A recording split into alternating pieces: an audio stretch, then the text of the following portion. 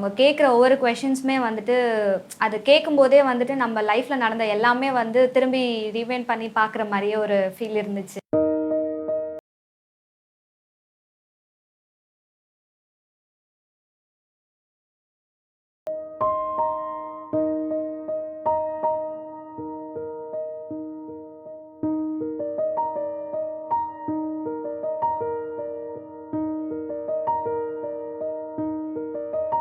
இந்த சோஷியல் எக்ஸ்பெரிமெண்ட்க்கு வந்ததுக்கு ரொம்ப நன்றி. என்ன இத்தனை சேருக்கு நடுவில் உட்கார வச்சிருக்கோன்னு நீங்கள் யோசிக்கிறது புரியுது. நான் சில கேள்விகள் கேட்க போகிறேன். உங்களோட பதிலை பொறுத்து ஒரு சேர் தள்ளி உட்காரணுமா வேணாமான்னு நான் சொல்கிறேன். என்னோட கேள்விகளை நான் ஆரம்பிக்கிறேன்.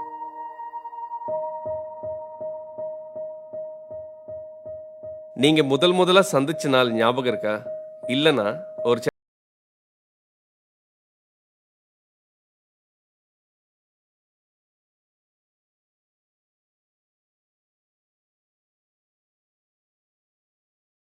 இல்ல ஒரு முறையாவது உங்க பார்ட்னர் உங்களுக்கு ஊட்டி விட்டுருக்காங்களா? இல்லனா ஒரு சேர் தள்ளி உட்காரலாம்.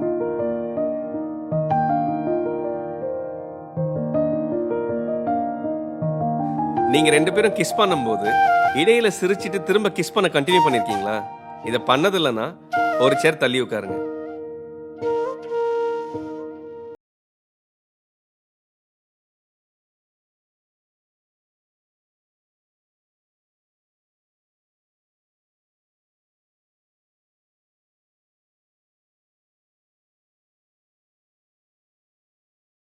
இருக்காங்கன்னு சொன்னீங்களா? அப்படி சொல்லலன்னா ஒரு சேர் தள்ளி உட்காருங்க.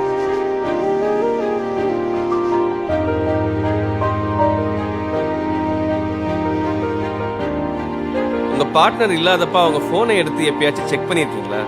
இத பண்ணிருந்தீங்கன்னா ஒரு சேர் தள்ளி உட்காருங்க.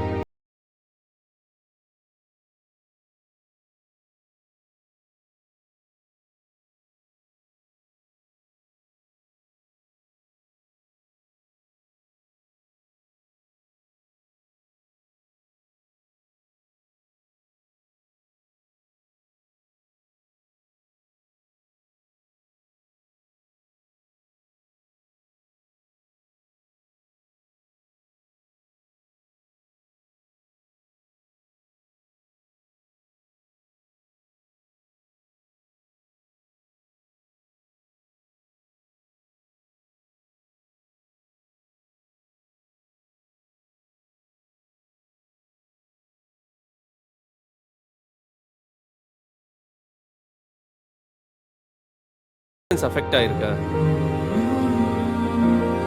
உங்களுக்குள்ள வாக்குவாதமோ சண்டையோ ஏற்படும் போது உங்களோட பார்ட்னர் உங்களை மரியாதை குறைவா பேசியிருக்காங்களா?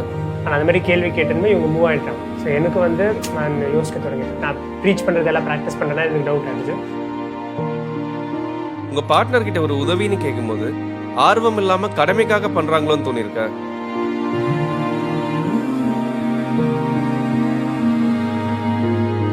பொது இடங்கள்ல உங்க பார்ட்னரோட கையை கோர்த்துக்கவோ இல்ல அவங்க தோல்ல சாயவோ நீங்க முயற்சி பண்ணும்போது பப்ளிக் பிளேஸ்ல இதெல்லாம் பண்ணாத தள்ளி உட்காருன்னு சொல்லுவாங்களா? அப்படி சொல்லியிருந்தாங்கன்னா இப்ப அவங்கள விட்டு நீங்க தள்ளி உட்காரலாம். உங்க பார்ட்னர் உங்க திருமணம் போன்ற முக்கியமான நாட்களை மீனிங்ஃபுல்லா செலிப்ரேட் பண்ண முயற்சி எடுப்பாங்களா? இல்லனா ஒரு சேர் தள்ளி உட்காரலாம்.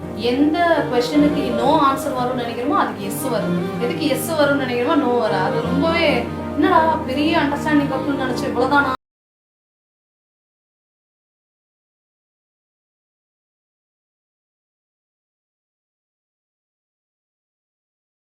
உங்க பார்ட்னர் தினமும் கொஞ்ச நேரமாவது அவங்க போனை ஓர வச்சுட்டு உங்களுக்காக டைம் ஸ்பெண்ட் பண்ணுவாங்களா? இதெல்லாம் வந்து காலகாலமா நான் சொல்லிட்டு இருக்க விஷயம் தான். பட் இன்னைக்கு நான் தள்ளி போகும்போது ஹி வாஸ் லைக் ஓ ஆமா நான் அதை பண்ணிட்டே இருக்கேன் அப்படின்ற மாதிரி அவருக்கு ரியலைஸ் ஆச்சு. தினமும் ஒரு வேளையாவது ஒன்னா உட்காந்து சாப்பிடுவீங்களா? இந்த பழக்கமே இல்லைன்னா ஒரு சேர் தள்ளி உட்காருங்க.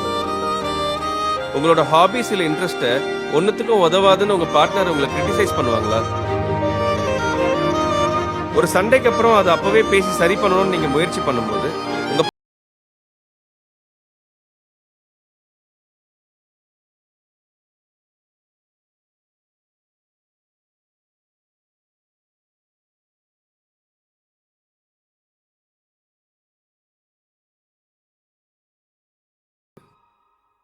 உங்க பார்ட்னர் விட்டு எவ்வளவு தள்ளி இருக்கீங்கன்னு பாருங்க.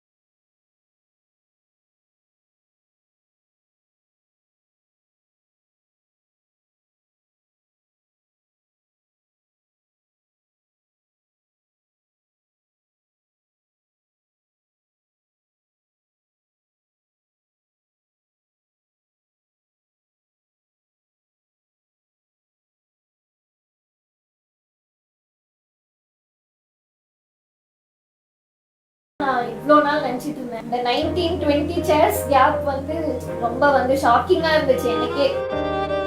2 பேருக்குள்ள இருந்த கேப்பு என்கிட்ட ஒரு நெகட்டிவ்ஸ் என்னென்ன இருக்குன்றது எனக்கு வந்து ஒரு ஷோகேஸ் பண்ண மாதிரி ஒரு ஃபீல் இருந்தது. ஃபர்ஸ்ட் நான் நினச்சிருந்தேன் ஐ தாட் முடியறதுக்குள்ள we will be in the extreme ends நினச்சேன். So it started off a little happy that only 15 seats தான் இருந்தது. But still, I realized that she moved more than I did. அதுக்கு என்ன significance என்னன்னா I think a lot more from her side வந்து உள்ள வச்சிருக்காங்க, which is probably expressed, but எனக்கு சரியா அது புரியலன்றது தான் என்னோட ஃபர்ஸ்ட் இன்ஃபரன்ஸ் வந்தது. I felt happy that ரொம்ப தூரம் போல ஓகே நம்ம உண்மையிலே கரெக்டா தான் இருக்கோம் அப்படின்னு ஒரு வெரிஃபிகேஷன் அது வந்து இங்க 2 பேரும் 1 மீட்டர்ல தான் போறோம். குட்டி குட்டி இது இருக்கு. ஸோ எல்லா கப்புள்ஸ் நடுவில் இருக்கிறது தான். ஸோ அது ஒர்க் அவுட் பண்ணலாம். நான் தான் ரொம்ப கரெக்ட் அப்படின்ற மாதிரி நான் நினச்சிட்டு இருந்தேன். பட் ஆஃப்டர் திஸ் நானும் அவரை கொஞ்சம் கஷ்டப்படுத்தியிருக்க மாதிரி எனக்கு தோணுது. So I have to work on it.